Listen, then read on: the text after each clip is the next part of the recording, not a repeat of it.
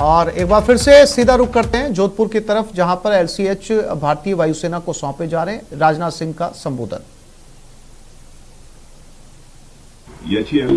एवं राजस्थान सरकार के सभी सीनियर ऑफिशियल्स, मेरे मीडिया के मित्रों, देवियों व सज्जनों, आज इंडियन एयरफोर्स में देश के प्रथम इंडिजिनस लाइट कम्बैट हेलीकॉप्टर का इंडक्शन हो रहा है।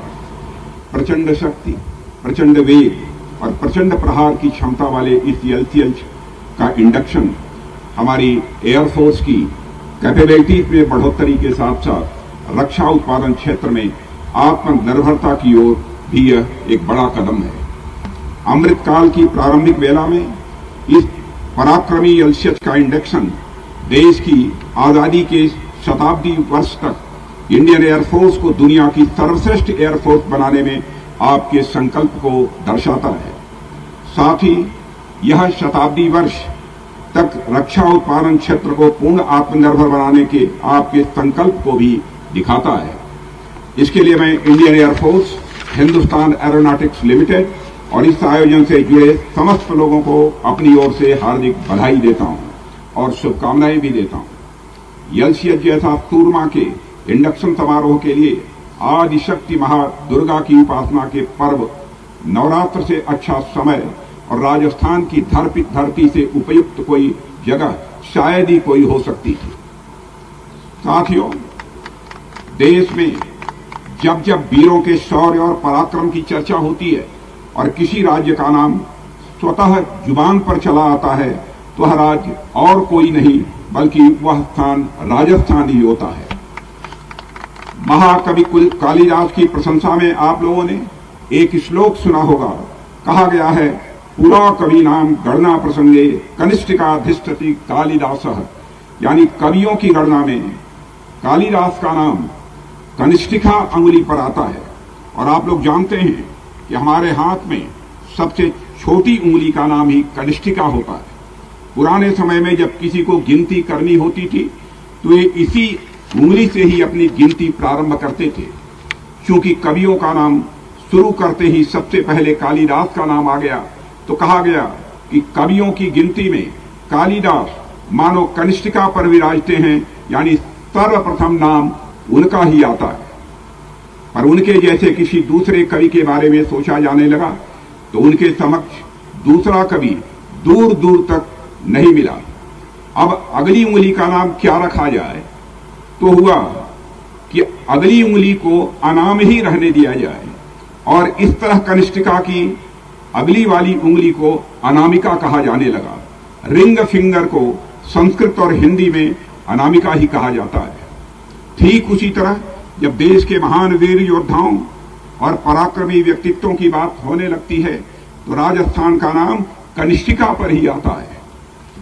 यहाँ का शायद ही कोई कोना हो जिसने हमारे देश को वीर योद्धा न दिए हों। पृथ्वीराज चौहान, महाराणा प्रताप से लेकर 1971 में लोंगोवाल में लड़े हमारे बहादुर जवानों के ऐसे अनगिनत किस्से हैं जब हमारे वीर योद्धाओं ने अपनी जान की बाजी लगाकर संघर्ष किया और अंतिम सांस तक दुश्मनों से अपने देश की रक्षा की। राजस्थान में भी जोधपुर सोने पर जैसे सुहागा, राव जोधाजी राठौड़ से लेकर वीर दुर्गादास राठौड़ और ऐसे ही अनेक वीरों की भूमि रही है। उसी विख्यात विरासत के एक महत्वपूर्ण प्रतिनिधि, ओजस्वी व्यक्तित्व के धनी महाराजा गज सिंह जी आज यहां हमारे बीच उपस्थित हैं। आपके बारे में मैं क्या कहूं, आपका नाम अपने आप में इतना ही कुछ कह देता है। गज और सिंह दोनों है आपके नाम में। आप हमारी ज्ञान परंपरा में गज को ज्ञान और गंभीर का प्रतीक माना गया है और सिंह को सामर्थ्य का प्रतीक माना गया है। और जितना मैं आपको जानता हूं, आप इन दोनों के समन्वय हैं और अपने नाम को आप पूरी तरह चरितार्थ करते हैं। आप जैसे व्यक्तित्वों के कारण राठौड़ की ख्याति इतनी दूर दूर तक पहुंची जहां खुद राठौड़ भी नहीं पहुंच सके। राजस्थान की यह वीर प्रसूता धरती आज एलसीएच के इंडक्शन की साक्षी बन रही है। तो यह एलसीएच इंडियन एयरफोर्स समेत समस्त राष्ट्र के लिए बड़ा एक गर्व का विषय है। साथियों, आजादी से लेकर अब तक भारत की संप्रभुता को सुरक्षित रखने में इंडियन एयरफोर्स की बेहद शानदार भूमिका रही है। इंटरनल थ्रेट्स हो या एक्सटर्नल वार हो या पीस, इंडियन एयरफोर्स ने सदैव अपने अदम्य साहस, शौर्य और पराक्रम के साथ नेशनल सिक्योरिटी को मजबूती प्रदान की है। राष्ट्र को जब जरूरत पड़ी है, हमारी एयरफोर्स अपने करेज, कैपेबिलिटी और वर्सिटिलिटी के साथ राष्ट्र की अपेक्षाओं पर हमेशा यह खरी उतरी है। इस multi role light combat helicopter के इंडक्शन के बाद इंडियन एयरफोर्स की भूमिका और अधिक प्रभावी रूप से हमारे सामने होगी, ऐसा मेरा विश्वास है। साथियों, एक लंबे समय से इंडियन एयरफोर्स ने न केवल राष्ट्र की सुरक्षा में अपनी महत्वपूर्ण भूमिका निभाई है, बल्कि स्वदेशी रक्षा उत्पादन को भी पूरा इंडियन एयरफोर्स ने सपोर्ट किया है। वह चाहे मारुत हो, लाइट कम्बैट एयरक्राफ्ट हो, आकाश मिसाइल प्रणाली हो, एडवांस लाइट हेलीकॉप्टर हो या फिर आज शामिल होने वाला हमारा यह LCH हो।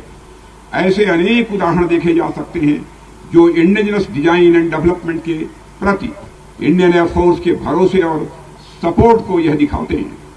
आज LCH का इंडक्शन इस बात का प्रतीक है कि देश जितना भरोसा इंडियन एयरफोर्स पर करता है, इंडियन एयरफोर्स भी उतना ही भरोसा स्वदेशी साजो सामान पर करती है। साथियों, अटैक हेलीकॉप्टर की जहां तक बात है, आजादी के बाद लंबे समय तक इस क्षेत्र में स्वदेशी तकनीक पर आवश्यक ध्यान नहीं दिया गया। इसका परिणाम यह हुआ कि इंडियन एयरफोर्स को फॉरेन ओरिजिन अटैक हेलीकॉप्टर पर ही निर्भर होना पड़ा। अपने तो अपने UN पीस कीपिंग मिशन के माध्यम से दूसरे देशों में भी कीर्तिमान स्थापित करने वाली हमारी वायुसेना को विदेशी अटैक हेलीकॉप्टर्स का सहारा लेना पड़ा। साथियों, देश में लंबे समय से स्वदेशी अटैक हेलीकॉप्टर्स की आवश्यकता महसूस की जा रही थी, पर 1999 में कारगिल युद्ध के दौरान इसकी जरूरत को गंभीरतापूर्वक अनुभव किया गया।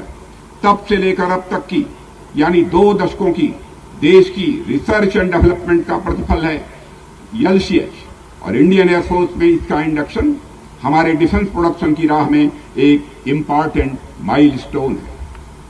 साथियों, LCH केवल रोटर्स, इंजन और ब्लेड्स के बल पर ही नहीं उड़ रहा है, बल्कि मैं समझता हूं यह देश के अनेक साइंटिस्ट, इंजीनियर, मैथनिस्ट और अन्य कर्मियों की तपस्या, धैर्य, समर्पण और देश प्रेम के बल पर उड़ रहा है। हमारी परंपरा में भौतिक वस्तुओं के साथ साथ वस्तुओं के प्रति भावनात्मक लगाव को भी बड़ा स्थान दिया गया है। ये दृश्य वस्तुओं के प्रति हमारी अदृश्य भावनाओं की शक्ति को भी इस देश ने जाना है और समझा है। भारत में वेपन्स, इक्विपमेंट और प्लेटफॉर्म्स को भी आध्यात्मिकता के नजरिए से देखा गया है। परसों यानी विजयदशमी के दिन होने वाली शस्त्र पूजा के पीछे यही कारण विद्यमान है। LCH के डेवलपर्स में भी मैं तप, त्याग, समर्पण और राष्ट्र के प्रति निष्ठा देखता हूं। जहां ये सब गुण होते हैं, विजयश्री का आशीर्वाद भी वही होता है। इस संदर्भ में मुझे विजयदशमी से जुड़ी रामायण की एक घटना का स्मरण होता है, जिसका जिक्र मैं यहां पर करना चाहूंगा। साथियों, राम रावण युद्ध का अंतिम दौर चल रहा था। उच्च कोट के रथ पर सवार अनेक प्रकार के अस्त्र शस्त्रों से सुसज्जित होकर युद्ध क्षेत्र में पहुंचे रावण को देखकर विभीषण को बड़ी ग्लानि हुई, बहुत चिंता हुई। रावण रथी विरथ रघुवीरा, देख विभीषण भयउ अधीरा, यानी विभीषण बड़े चिंतित हुए, क्योंकि राम के पास न ही उच्च कोट का कोई रथ था और न ही किसी प्रकार का कोई कवच। विभीषण के मन में सवाल उठता है कि राम इस तरह युद्ध में रावण का सामना कैसे कर सकेंगे, वे युद्ध कैसे जीत पाएंगे। इसी चिंता के साथ वह राम के पास जाते हैं। राम तो राम हैं। उन्होंने विभीषण की स्थिति समझते हुए मुस्कुराते हुए उनसे कहा, रावण के पास भले ही विशाल रथ और अस्त्र शस्त्र हैं, पर वे विजय वाले नहीं हैं। केवल भौतिक संसाधन ही किसी को किसी की विजय सुनिश्चित नहीं करते हैं। उसके लिए कुछ और चाहिए होता है जो हमारे पास है, और इसलिए निश्चित ही जीत हम सब की होगी। अब वह और कुछ राम के पास क्या था जिन पर राम को इतना भरोसा था? गोस्वामी तुलसीदास जी कुछ चौपाइयों में उसका बहुत सुंदर वर्णन करते हैं, जिन्हें मैं आपके सामने रखना चाहूंगा। राम कहते हैं, सौरज धीरज ते ही रथ चाका, बल विवेक दृढ़ ध्वजा पताका, सत्यशील दम परहित घोड़े, क्षमा दया कृपा रजु तोड़े, ईश भजन सारथि सुजाना, संयम नियम शील मुख नाना, कवच अभेद विप्र गुरु पूजा, यही सम कोई उपाय न दूजा, महा अजय संसार रिपु, जीत सकहि सो वीर, जाके असबल हो ही दृढ़, सुनहु सखा मति धीर। यानी हमारे पास जो रथ है, शौर्य और धौर्य, शौर्य और धैर्य, उस विजय रथ के पहिए हैं। विवेक और दृढ़ता की उसमें ध्वजा पताका लगी हुई है। सत्यशील, आत्मनिग्रह और परहित, ये चार उस रथ के घोड़े हैं जो क्षमा, दया और कृपा रूपी रस्सियों से संचालित हैं। ईश्वर का ध्यान उस रथ का सारथी है। संयम, नियम, शील आदि सहायक हैं। विद्वानों और गुरुओं की कृपा ही हमारा अभेद्य या कवच है। और जिस वीर के पास इतना सब कुछ उपलब्ध है, उसे संसार का कोई भी योद्धा भला पराजित कैसे कर सकता है? और उसके बाद आगे क्या हुआ यह बताने की आप सबको आवश्यकता नहीं है। ठीक उसी प्रकार आज जब हमारे देश के अनेक साइंटिस्ट, एकेडमिशियंस, इंजीनियर्स, मैसनिस्ट और अन्य कर्मियों के धैर्य, शौर्य, तपस्या और समर्पण से निर्मित यह विजय रथ हमारी वायु सेना में शामिल हो रहा है, तो कोई प्रश्न नहीं उठता कि यह किसी भी परिस्थिति में विजय हासिल न कर सके। भारतीय आसमान में अब यह विजय रथ जोश, उत्साह और विजय का रंग बिखेरने के लिए पूरी तरह से तैयार है। साथियों, मुझे बताया गया है कि एलसीएच का डिजाइन और डेवलपमेंट मॉडर्न बैटलफील्ड की जरूरतों के अनुरूप किया गया है। अपने डेवलपमेंटल स्टेजेज में अनेक प्रकार की टेस्टिंग में इसने तमाम चुनौतियों से निपटने में अपनी योग्यता दिखाई है। एलसीएच दुश्मनों को चकमा देते हुए विभिन्न प्रकार के एमिनिशंस को कैरी करने और शीघ्रता से यथास्थान पहुंचने में सक्षम है।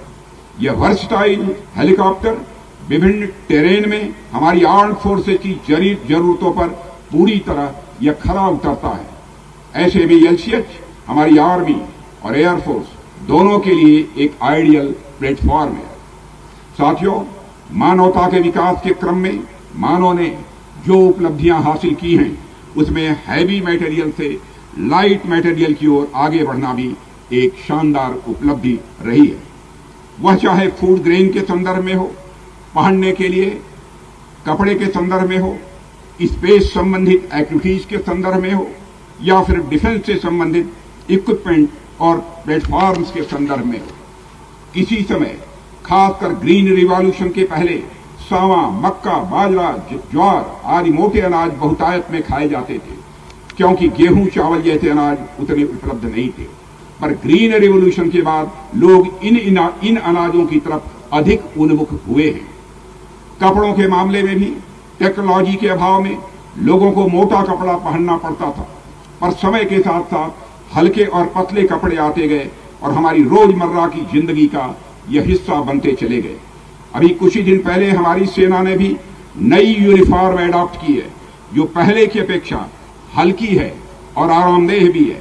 सेनाओं में इस्तेमाल होने वाले बुलेट प्रूफ जैकेट भी, जो पहले काफी भारी होते थे, अब उसकी गुणवत्ता के साथ साथ लाइट वेट में आने लगी हैं। इसी तरह लाइट मेटल की खोज के बाद दुनिया में अनेक स्पेसशिप प्रोग्राम भी यह शुरू किए गए हैं। इसके अलावा मोबाइल फोन, कंप्यूटर आदि अनेक उदाहरण लिए जा सकते हैं, जो कपड़े और जो पहले बड़े वजनी हुआ करते थे, पर समय के साथ छोटे और स्मार्ट होते चले गए। जाहिर है डिफेंस सेक्टर में भी यह प्रक्रिया चालू है। साथियों, पूर्व में सेनाओं ने हाथी जैसे बड़े जानवरों से अधिक एक्टिव घोड़ों की तरफ रुख किया, बड़ी और भारी तोपों से मशीन गन की तरफ रुख किया, हैवी टैंक से लाइट टैंक्स की ओर रुख किया जो हाई अल्टीट्यूड और माउंटेन फ्रंटियर पर अपेक्षाकृत अधिक कारगर होते हैं। हालिया यूक्रेनियन कॉन्फ्लिक्ट हो या इसके पहले की अनेक कॉन्फ्लिक्ट्स हों, हमें लेसन्स देते हैं कि हैवी वेपन सिस्टम और प्लेटफॉर्म जो बैटलफील्ड में त्वरित गति से मूवमेंट नहीं कर पाते हैं, उनकी कैपेबिलिटी भी कम होती है और कई बार वे दुश्मनों के लिए इजी टारगेट हो जाते हैं। इसलिए रिसेंट कॉन्फ्लिक्ट्स में हैवी मशीन्स के इस्तेमाल पर एक क्वेश्चन मार्क देखने को मिला है। ऐसे में उन इक्विपमेंट्स और प्लेटफॉर्म्स के डेवलपमेंट की ओर आगे बढ़ना यह समय की मांग थी, जो मोबाइल हो, जिनके मूवमेंट में आसानी हो, अधिक फ्लेक्सिबल हो और इन सब के साथ साथ लिथैलिटी और अन्य कैपेबिलिटीज की जरूरतों पर भी वह पूरी तरह से खरे उतरते हों। इस संदर्भ में मैं हमारे एचएएल के इंजीनियर्स की मैं सराहना करना चाहूंगा, जिन्होंने एलसीएच में इन सब खासियतों का एक अभूतपूर्व संतुलन स्थापित किया है। इसके नाम के साथ भले ही लाइट वर्ड जुड़ा हुआ है, लेकिन मैं समझता हूं इसका काम बहुत ही हैवी है। साथियों, एलसीएच या किसी भी प्लेटफॉर्म की उड़ान को मैं केवल उस प्लेटफॉर्म की उड़ान नहीं, बल्कि ह्यूमैनिटी की अब तक की साइंस और टेक्नोलॉजी के नॉलेज की उड़ान के रूप में देखता हूं। ग्रेविटेशनल फोर्स अपनी खोज के पहले भी और बाद में भी मानव के लिए एक पहेली बनी रही थी। निश्चित ही यह प्राणी जगत के स्थायित्व के लिए एक जरूरी फोर्स है, पर साथ ही साथ यह एक बंधन का भी प्रतीक है, जिससे मानव समेत सृष्टि के बाकी प्राणी कभी मुक्त नहीं हो सके। इस फोर्स से बंधे बंधे आकाश में पक्षियों के उड़ते देखकर ललचाना ही आदि मानव से लेकर 19वीं सेंचुरी तक मानव की नियति बनी रही। बचपन में हमने देखा है, कोई बच्चा 3-4 फीट की छलांग लगा देता था तो उसे सीधे हनुमान जी की पदवी से नवाजा जाता था। इससे लंबी छलांग लगाना आमतौर पर बड़ी मुश्किल बात मानी जाती थी, पर मानव ने अपने विजडम, साइंस एंड टेक्नोलॉजी की नॉलेज और इंजेन्युइटी से अभूतपूर्व छलांग लगाते हुए हमेशा से इस असंभव से लगने वाले कार्य को संभव कर दिखाया। उड़ान को यदि ह्यूमन सिविलाइजेशन की अब तक की चरम उपलब्धियों में से कहा जाए तो कोई अतिशयोक्ति नहीं होगी। मानव द्वारा अर्जित अब तक के ज्ञान विज्ञान की यह चरम उपलब्धि आज एलसीएच के रूप में हमारे सामने है। यह इंडियन एयरफोर्स और एचएएल समेत पूरे राष्ट्र के लिए यह गौरव का विषय है। साथियों, नेशनल सिक्योरिटी को मजबूत बनाए रखने के क्रम में हमेशा हमारा प्रयास रहता है कि हमारी आर्म्ड फोर्सेज बेस्ट इक्विपमेंट और प्लेटफॉर्म से सुसज्जित रहें। दुनिया में जियोपॉलिटिकल सिनेरियो कैसा भी हो, पर नेशनल सिक्योरिटी को 24/7 चौकस रखना यह हमारी महत्वपूर्ण जिम्मेदारी है। पिछले कुछ वर्ष की घटनाओं को देखते हुए हमारी सरकार ने डिफेंस प्रोडक्शन और प्रिपेयर्डनेस में आत्मनिर्भरता पर बल दिया है। हमारे प्रधानमंत्री मोदी जी का इस पर विशेष आग्रह रहता है, यानी न केवल युद्ध कौशल में बढ़ोतरी के लिहाज से, बल्कि युद्ध के सामानों और उपकरणों में अपनी आत्मनिर्भरता बढ़ाने के लिहाज से भी सरकार द्वारा अनेक कदम उठाए गए हैं। इन कदमों में हमें हमारी services, research and development organisations और पब्लिक और प्राइवेट सेक्टर इंडस्ट्रीज से बड़े पॉजिटिव रिस्पांस मिल रहे हैं। हमारे एमएसएमई, स्टार्टअप्स, इनोवेटर्स और एकेडमिया मिलकर डिफेंस प्रोडक्शन की नई राहें तलाश रहे हैं। मुझे विश्वास है कि सरकार द्वारा उठाए गए अभूतपूर्व कदमों का रिस्पांस भी अभूतपूर्व होगा। साथियों, मैं इस मंच से सभी देशवासियों को आश्वस्त करता हूं कि राष्ट्र की रक्षा हमारी सर्वोच्च प्राथमिकता है और इसे सुनिश्चित करने के लिए हम पूरी तरह से प्रतिबद्ध हैं। मैं पूरे विश्वास के साथ कह सकता हूं कि आने वाले समय में जल्द ही दुनिया में मिलिट्री पावर समेत जब भी सुपर पावर्स की बात होगी तो भारत का नाम कनिष्ठिका पर गिना जाएगा, यानी सबसे पहले गिना जाएगा। इस अवसर पर और अधिक कुछ न कहते हुए मैं एचएएल को अपनी तरफ से हार्दिक बधाई देता हूं, जिन्होंने समयानुसार एलसीएच की डिलीवरी की है। मुझे पूरा विश्वास है कि आगे भी आप पूरी लगन और निष्ठा के साथ इंडियन एयरफोर्स को अपना सहयोग प्रदान करते रहेंगे। मैं एक बार पुनः इंडियन एयरफोर्स को बधाई देते हुए यहीं पर अपना निवेदन समाप्त करता हूं। आप सबको बहुत बहुत धन्यवाद।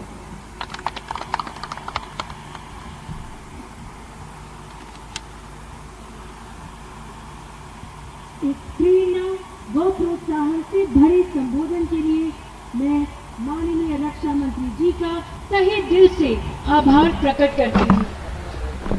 We shall now witness the handing over of the ceremonial key by the Chairman and Managing Director, Hindustan Aeronautics Limited, to the Honorable Raksha Mantri and further to the Chief of the Air Staff and the Commanding Officer of 143 Helicopter Unit. अब मैं निवेदन करती हूँ माननीय रक्षा मंत्री जी से, श्रीमान कृपया chairman and managing director Hindustan aeronautics limited से सेरेमोनियल की स्वीकार करें। वो उसे chief of the air staff और कमांडिंग ऑफिसर 143 हेलीकॉप्टर यूनिट को प्रदान करें।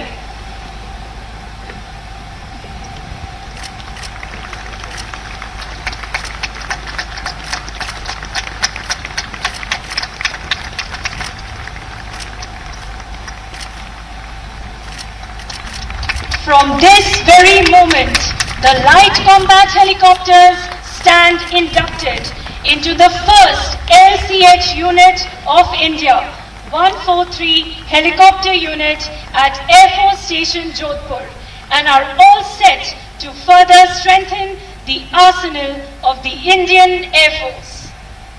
It is now time for the traditional exchange of mementos.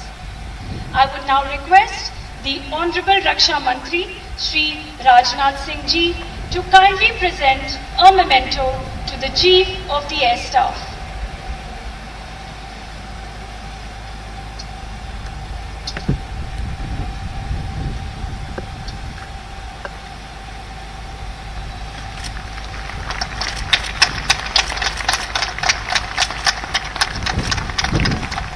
अब मैं निवेदन करती हूँ माननीय रक्षा मंत्री जी से, श्रीमान कृपया chief of the air staff से मेमेंटो स्वीकार करें।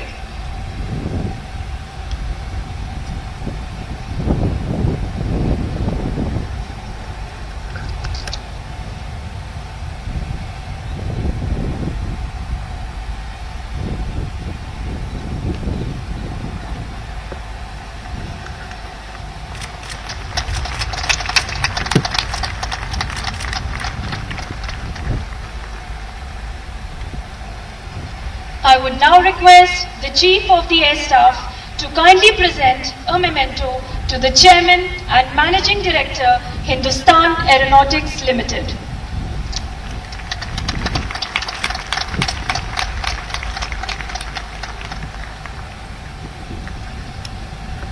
May I now request the dignitaries on the dais to kindly proceed towards the viewers' gallery.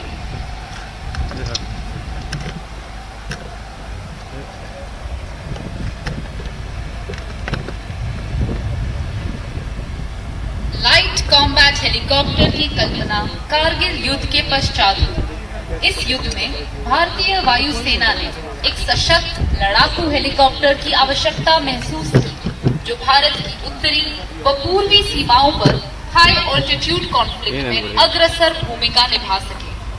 सन 2006 में हिंदुस्तान एरोनॉटिक्स लिमिटेड ने लाइट कॉम्बैट हेलीकॉप्टर के विकास की शुरुआत की और इसकी प्रथम उड़ान सन 2010 में हुई। Light combat helicopter is capable of operating at the highest battlefield in Siachen and has proven its capability of landing at helipads up to 16,000 feet in altitude on numerous occasions. As a part of extensive testing and evaluation prior to induction, a total of 4 technical demonstrators were developed and tested across the varied terrains of Indian subcontinent, ranging from arid deserts of Rajasthan to towering peaks of the Himalayas. With 20 mm front cannon, 70 mm rockets, air-to-air and air-to-ground anti-tank guided missiles in its suit of armor, the light combat helicopter is capable of instilling fear in the minds of our adversaries. A historic day like today is absolutely apt to reflect upon the glorious history of Air Force Station Jodhpur.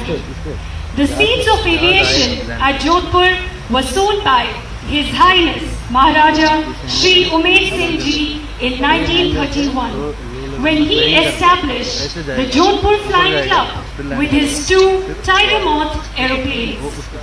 To your left, ladies and gentlemen, are the hangars these Tiger Moth aircraft were housed in, and they stand tall in Air Force Station Jodhpur to this day. With time, civil aviation took roots and regular passenger flights between London and Delhi started operating from Jodhpur. विश्व युद्ध के शुरू होने पर इस हवाई क्षेत्र को तो इस बुलेटिन में फिलहाल इतना ही। नमस्कार।